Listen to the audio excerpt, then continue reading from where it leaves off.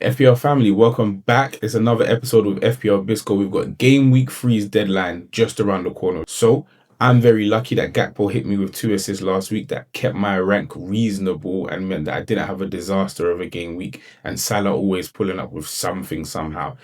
We do have some decisions to make, however. So I've got some defensive transfers that I'm looking at. Who is your captain? I've got a short list of candidates that we're going to look at for captaincy this week, and we're going to see who's the best option. And a few transfers that will be your Palmer or Saka replacements. I've definitely got the right answer for you, and if I don't, leave it down in the comments. Make sure you like and subscribe before we kick off. Let's go.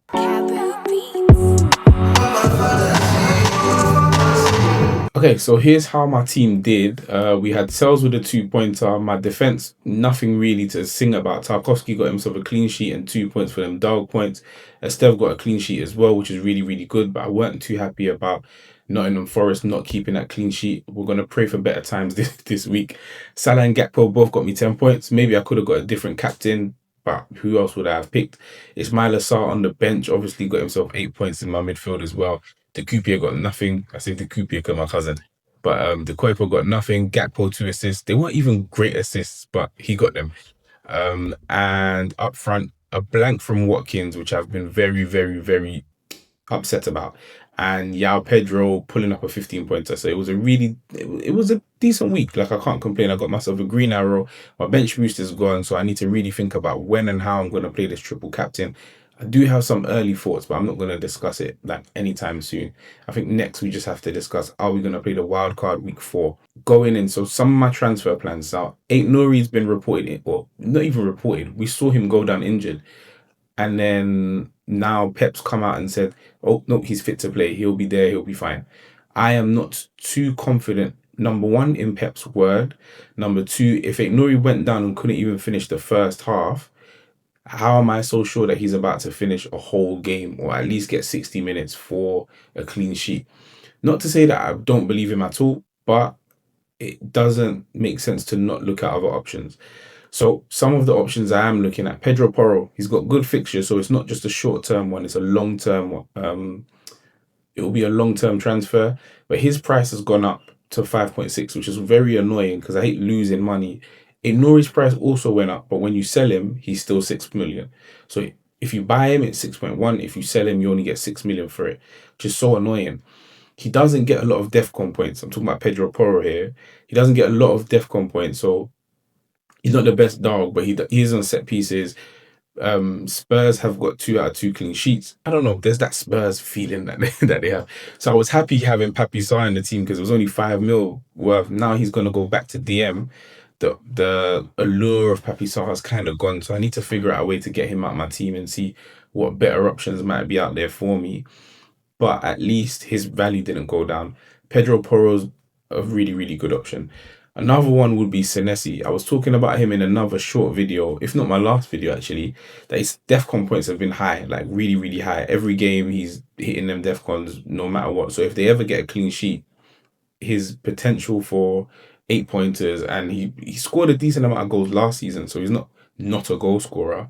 It's just, I don't know, maybe there might be other options in the Bournemouth defense. Maybe true fair. Bournemouth assets aren't as high anyway, and it's a bit too low if I'm going to have Tarkowski and Milenkovic in my team. I will need another premium. Like, I want 3 and a 4th option if I have to. Senesi might not be the replacement for Ait-Nouri, but it might be a good option to just have in the squad. And then Dan Burn. I think Dan Burn, why do I still have Livramento there? Well, I've got Livramento, but he is a better attacking option. So I've got Dan Burn and Livramento. I care about both of them. They were both options that I was looking at. It was just I couldn't decide who was the one. So Livramento has low goal threat. No, he has a better goal threat and lower DEFCON points. He doesn't make as many tackles, as many interceptions as Dan Burn does. Dan Burn now is the opposite. Like, he makes lots of defensive contributions, but has 0 goal threat. This might just be because of the fixtures that they've had. So when the fixtures change, it might open up a bit more. Livramento's actual goal threat or goal involvements, like expected goal involvements, has been quite low both ways. So he hasn't created a lot of good chances. He hasn't had a lot of opportunities for himself. But I think because their fixtures are about to change, they've got Leeds now, they've got Wolves, they've got Bournemouth coming up. I think that there's a lot of opportunity for Livermore to get forward a bit more, and maybe less opportunity for Dan Burn to get as much defensive contributions as he has done. I think they've had Villa and Liverpool, so of course you're going to do a lot of defending in those games. So it might change around a bit, but I'm looking at Newcastle defenders with lust. I know they've just signed a new striker as well, so I don't know what he's going to come in and do. They've got no one else up front, so how soon is he going to be someone that can start games? And what's his price going to be actually? Because I've even got problems with Barry. Barry's price going down has been such a downer. Like, it's so annoying. Honorable mentions for defenders: we've got Munoz, Gabriel, Richards, Chris Richards for Crystal Palace, and Cucurella. So between any of them, they're all good options. I think Cucurella might be the best one. So the one I would go for is either Porro or Cucurella. That's like very, I wouldn't even say template. There's a right answer for some of these things. But if I was to redo my defense, I would have Senesi in there instead of, like, I would have used the extra 0.5 mil to have Senesi instead of Estev. Like, I didn't need to do that. And maybe Gabriel looks like a good answer in hindsight, but I would never. I'm not sure that I would want an Arsenal defender in this front of fixtures that are coming up. Even the ones that they've just had is it's very shocking that they kept a clean sheet versus United. It's very, very disappointing from them. But these are my defenders. So Porro would be a good option. Senesi isn't. Porro would so the defenders that I'd want as Ait-Nouri replacements would have been Porro. It would be a good replacement in general. He's cheaper. He's got good fixtures. They've kept 2 out of 2 clean sheets. He's in set pieces, but he does have low defensive contributions. So if you need to be safe and you feel like, well, maybe Spurs might just slip up and not keep the clean sheets anymore, you might want to go down to a Van der Ven or Romero. That would be to be a bit safer. If not, I do like Senesi. I think he's another good option defensively. High defcon, zero goal threat. We've got Dan Burn. They've got decent fixtures for Newcastle. He's got high defcon but low goal threat, so he's not going to score too many goals on paper. At least he's not going to have too many chances. But he is a set piece threat. We know more than the numbers do show. So as the fixtures get easier, his numbers might improve. And then of course Livramento, Munoz, Gabriel, Chris Richards, and Cucurella are other ones that are on my watch list for at least for now. So now let's start looking at Saka and Palmer replacements. I had this graphic ready because I knew that these guys were not the ones for me. But seeing as you guys have problems with them, let's have a look at some of the options that we might have. So I think Brennan Johnson is a really good option. Yeah, fixtures are good, as we've discussed with Spurs. Fixtures are fine. He's on good form at the moment. So 0.52 XG per 90. Nobody really cares about it. Effectively, every 90 minutes or every other game, based on the last 2 games he's played, he should get yourself a goal. That's just, but it's easy to do because he's had a goal. I think he's had a goal and an assist in his last in the first 2 games of the season. So, but it's an easy option. I really like the way that Brennan Johnson plays. I don't think there's too much competition for his place at the moment, at least. Even with Xavi Simons coming in, there's and when Kulusevski comes back, I don't see how anyone can replace Brennan Johnson. He sneaks in at the back post over and over and over again. He's always a threat. He loves to play, like, not so much as a good player, but he's just a real threat at the back post. So I think Brennan Johnson would be my number one replacement if I had to, depending on your team. So if you don't have too many Spurs assets, I don't see why. People are really confident in Kudus, which is great, and he's a creator, but not necessarily a creator of high chances. He's just like a creator of attacks. Like, you get forward because of players like Kudus, but he might not play the final pass. He might just beat the man and then set up the attack, like destabilize the defense. That's what he does really well. But there are other players that pick final passes, and there are between Brennan Johnson and Richarlison. And I think Solanke should be coming back. So there are chances for Kudus to get the opportunities to make the assists, to get the goals, and he's a fine option. Don't get me wrong. I just think Brennan Johnson he's more expensive, and I don't think it's a fluke. Like, he's that price for a reason, and his price has gone up, so he's done really, really well. Pedro Neto. Now, depending on your team and how many Chelsea assets you have, this is an option for you. He's in good form. He's creative in both games. Like both the games he has done, he puts up chances. He's a really good crosser. He is a player that puts in the final ball. And we don't have a lot of wingers like that in the league that put in final balls regularly. The fixtures aren't necessarily as good as Spurs is, but they're not bad. Like I wouldn't avoid. We all know Chelsea's fixtures were good. So if you want them defensively and you back them defensively, feel free. If you back them going forward and you don't have Palmer, take your pick. You can have João Pedro if you want to. You can double up with João Pedro and Neto. His minutes are nailed. They're not really under threat. He hasn't been. He started both games, and I don't see him not starting any games in the future. His fitness has never been the best, but I don't feel like, for now at least, I feel like Pedro Neto would be a decent option. Again, depending on your team. I personally have Gakpo and I'm very proud of the pick. Like it's worked for me amazingly. But if it doesn't work for you, and plus he is quite pricey, so 7.5 mil is at the higher end of the mid-tier players. Same, that's how I feel the same about like Mbermo and Cunha. That's why I wouldn't invest in them. I personally wouldn't. But he's a consistent starter for now. There's only a few days left of the window. So he's definitely going to start versus Arsenal. What happens after that, I don't know. So this is a bit more of a cautious pick. If you have him, you've done really well. If you don't have him, would you bring in Gakpo? If they bring in no one, then yeah. They create chances from the left. They from everywhere, really. The Liverpool attack is very reliable, so you can't go wrong anywhere. If you have Salah, if you have Ekitike, if you have Gakpo as a front three, they create enough chances between them that they'll spread the goals around, they'll spread the assists around, they provide for each other really, really well. So I have no problem with anyone. It's just at that mid price. And if you're coming down from a Palmer or a Saka, then you're good to go. However, I would say there is a difference in approach if you have Saka than if you have Palmer. Now, for Saka, I know that he's gonna be out for a few game weeks, and Arsenal don't even have good fixtures up until game week 8. So just let it go. If you need to, now would be a good time to jump off Saka, and then you can re-sign him back in game week 8 with a wild card, or you can save up some transfers between now and then. With Palmer, however, I don't think like you need to transfer him out. I feel like if you have a decent squad, hold him on your bench. Just leave him there.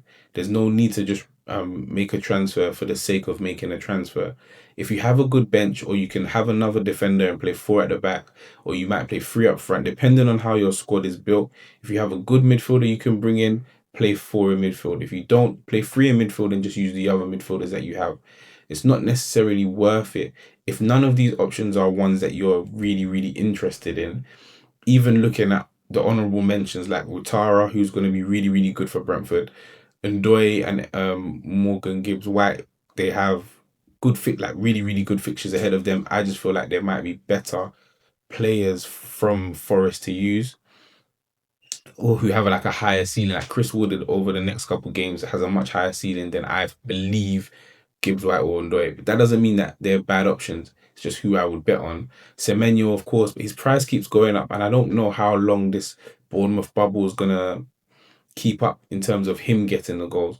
Anything could happen and could have. But these are honourable mentions. So if you don't feel like Palmer is worth losing for these players, or you're going to do something like use 2 transfers, you'll get Palmer out, you'll downgrade a midfielder and get one of these and spread the money elsewhere. It's going to be really hard to get Palmer back. So don't rush to sell him if you don't have a plan to get him back, if that's the player that you believe in. Keep him on your bench. Use the squad would be my advice. Only if you have Saka would I say, okay, fine. Well, it's a must. Like, it's a must replace. In which case, these are the options. So, quick summary, we've got Ben Johnson. Ben? I wish. We've got Brennan Johnson. We've got Pedro Neto. We've got Cody Gakpo. All with decent fixtures, consistent starters, and they've been putting numbers on the board this season, and I believe these are the players that will continue to do so. Everyone else, I think, is a bit of a risk. Like they can be nullified here and there. Now, looking at captaincy options, which is going to be, I believe, the biggest differential this season, or in general, it is. Captaincy always is the biggest deal of the season. Captaincy will make or break you. And this is one of the weeks that captaincy is a bit of a toss-up. Like, who's your captain going to be? It might be a defender. And I think this is a good week to do so. So if you have any defenders that you just feel like, okay, I don't have Haaland in my team. I don't have Haaland, I don't have Salah. I don't have anyone that I feel is going to be a strong captain, anyone that I believe in. I'd say go for a defender. If there's a defense that you do believe in, do it. The worst case, you get your 4 pointer, which is possible you was going to get that anyway.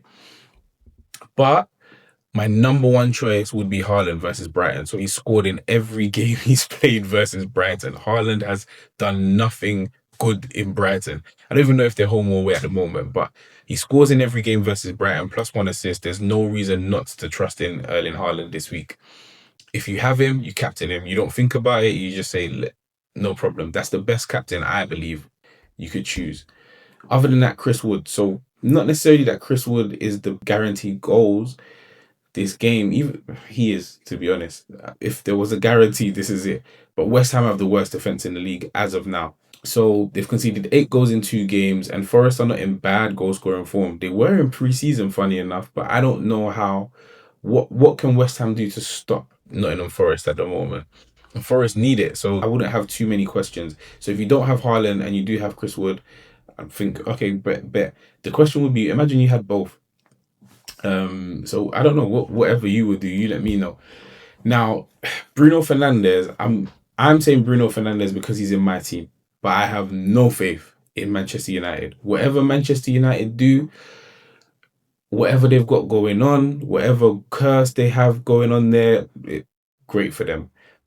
I just, it's just the easiest fixture on paper, I guess, from one of the more established teams. But Burnley are above Manchester United in the table, so I don't see why logically I would pick. Yeah, anyway, but if you, for some reason, we understand that United should be beating Burnley and the talent that United have should be Burnley. So therefore, Cunha, who has been unlucky to have not scored so far, and then Burmo, who has scored in midweek, but he hasn't scored yet in the Premier League at least. These are two players that you would rely on to score goals. Now, Burnley would be a good opportunity to do so. Bruno Fernandes or any of the United assets that you have in your team might be a chance. I wouldn't put them above Haaland or Chris Wood, but there is a chance that United assets could be used as captain for this week.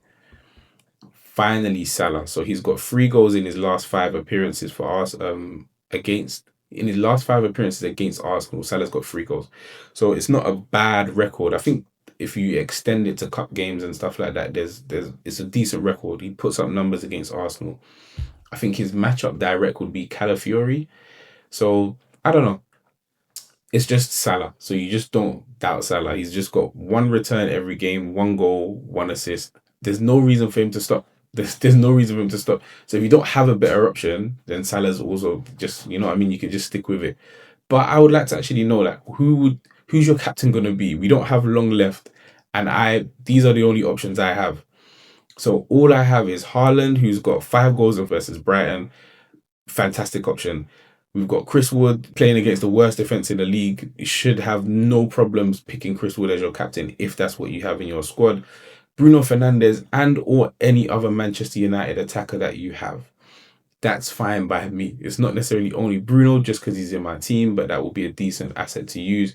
Then we've got Mohamed Salah, who's got a decent record versus Arsenal, and he's just the king. You just don't doubt Salah. If you've got him and you captain him, you can't really have regrets. Either most times he'll score, he'll put up something, and he plays 90 minutes, he plays 100 minutes, even however long it takes to get something on the board. Salah tends to do it. And if you don't have any better options, feel free to use a defender. I am a big fan of using defenders as captain. I think if you don't have Haaland in your team and you don't have Wood in your team, and you don't feel like you have the transfer equity to bring them in this week, go for a defender. That would be like, it would be an option. But what would you do? You tell me where I've gone wrong, or if you have a better option for captaincy. So this is my final team for game week 3 as of now. So I know I'm going to start with Sales versus West Ham. I've got Ait-Nouri in my lineup for now. I haven't made the transfer yet, and if I do, I'll let you know on my Instagram page. Follow it down there. Milinkovic and Tarkovsky. So ideally I want 3 clean sheets. I just want a clean sheet all across the board. I think these are poor off attacks. I think Wolves bought in a striker and Strand Larson won't be playing. So that's very interesting. Maybe he'll go to Newcastle, and that would be really interesting to see. So I trust that this defense should pull me up a bit more points than they have done, and I'd like the first sales clean sheet to be this week. In midfield, I've got Gakpo, Ismaila Sarr, who I left on the bench last week. Won't make that mistake again. I'm so sorry. Versus Aston Villa. We've got my captaincy is on Salah at the moment. And I've got Bruno Fernandes in the midfield. Then I've got Ollie Watkins, I've got Yao Pedro and Tieno Barry. So he started the game in midweek in the Carabao Cup and should have scored, didn't score. His price has gone down, so his like I'm ready to move on from Barry. I know that he's gonna get goals. I believe in it, but he didn't. And even more so, Beto did. So Beto came on and scored in midweek. I think I can't remember who they played, but it was lower position. But if that is the case, this is Barry's last chance versus Wolves. Outside of that, I'm not sure if I should start Barry or start Papi Sarr versus Bournemouth. But with Xavi Simons coming in, I think Papi Sarr is going to play a deeper role. So that, like I think I discussed it earlier, it's really broken my heart a little bit. I'm even tempted to start Esteve versus United. Who's to say that Man United are definitely going to score? What divine right do United have? I'm really down on United at the moment, but there's no divine right for United to score. Let me not overdo it and bet things that I just don't want to bet. But I'm just putting it out there that Burnley could keep a clean sheet. Like this could be really, really dark times for United. The way they attack is not it's not giving anyone any confidence. So but for now, I've got Barry, Tino Barry up top. Wish me luck. Wish me luck. So that's it for game week 3. Wish you guys all the best. May the points chase you. We've discussed some of the plans that we've got going on. So I'm going to speak to you all again after the game week and hope that we've reached like whatever we need to do.